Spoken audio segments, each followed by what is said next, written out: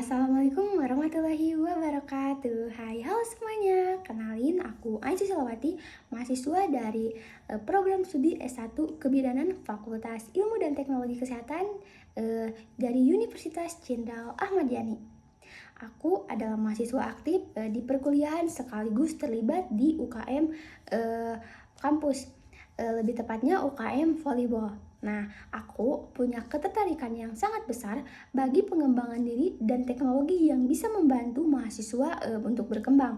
Bukan cuma secara akademik saja, akan tetapi juga secara skill dan pola pikir.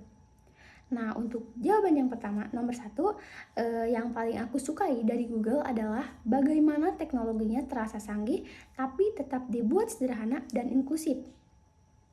Banyak tools Google yang powerful tapi tetap mudah dipahami bahkan oleh pemula sekaligus. Buat aku itu tuh sangat penting karena karena teknologi itu seharusnya kayak membuka akses bagi penggunanya, bukan malah mempersempit jarak.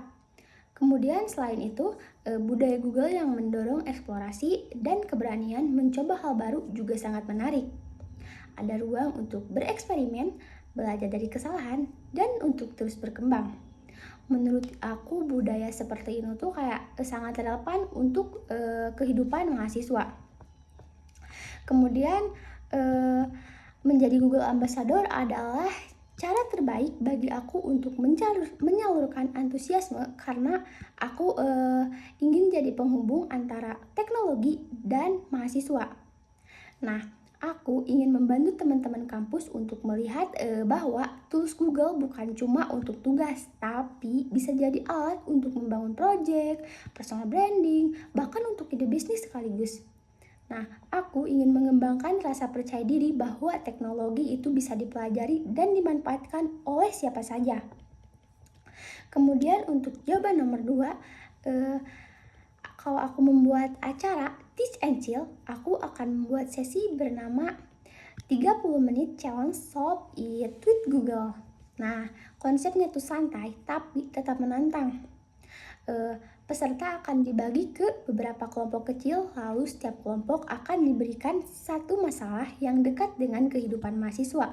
Misalnya kayak susah memanage waktu antara kuliah dan organisasi. Kemudian promosi event kampus yang kurang diminati, lalu ide bisnis kecil tapi bingung mulai dari mana.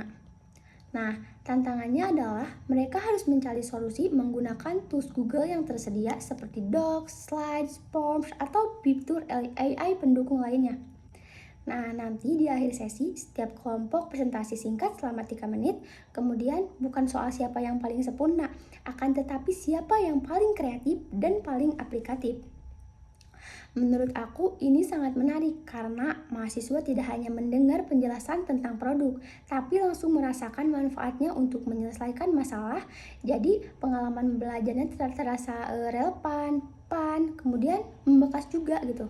Nah, untuk jawaban nomor 3, di awal semester aku sempat kewalahan membagi waktu antara kuliah dan UKM. Jadwal kuliah padat, kemudian ada rapat mendadak, sementara tugas terus berjalan gitu.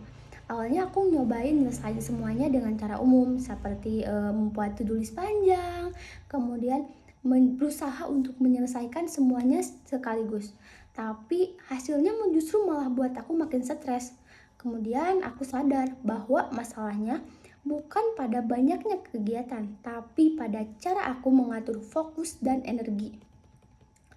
Akhirnya aku coba buat pendekatan atau cara menyelesaikan masalah yang berbeda. Aku mulai membagi aktivitas berdasarkan tingkat fokus dan energi yang dibutuhkan.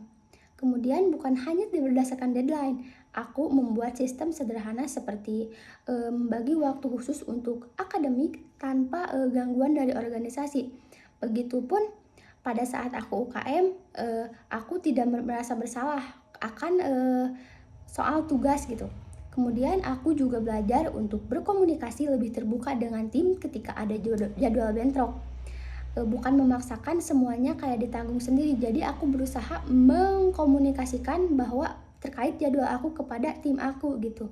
Nah, dari situ aku belajar bahwa berpikir out of the box kadang berarti berani mengubah pola kerja yang terasa normal, kemudian menciptakan sistem yang lebih sehat dan realistis untuk diri sendiri.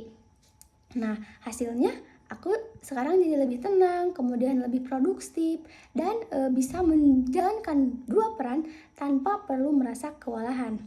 Kemudian untuk jawaban nomor 4, nah jika terpilih, pencapaian yang ingin aku capai dalam 3 bulan pertama tuh kayak dalam 3 bulan pertama aku ingin menciptakan satu momen nyata di mana mahasiswa akan merasa lebih percaya diri untuk menggunakan teknologi. Kemudian pencapaian yang paling membuat aku bangga adalah jika yang pertama, aku berhasil membentuk komunitas kecil yang aktif dan konsisten dalam berdiskusi soal teknologi.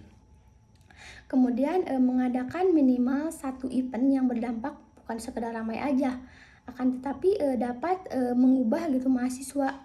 Nah, kemudian ada mahasiswa yang mulai proyek, lomba, atau ide baru karena terinspirasi oleh kegiatan yang aku buat gitu. Nah, kemudian dampak yang ingin aku ciptakan bukan hanya awards tentang produk Google, tetapi perubahan pola pikir, kemudian bahwa teknologi bisa jadi alat untuk berkembang dan membuka diri. Bagi aku, menjadi Google Student Ambassador bukan hanya soal peran atau title, tapi tentang kontribusi nyata dan keberanian untuk membawa perubahan kecil yang konsisten di lingkungan sekitar aku. Nah, mungkin cukup sekian jawaban yang bisa aku sampaikan. Bye-bye!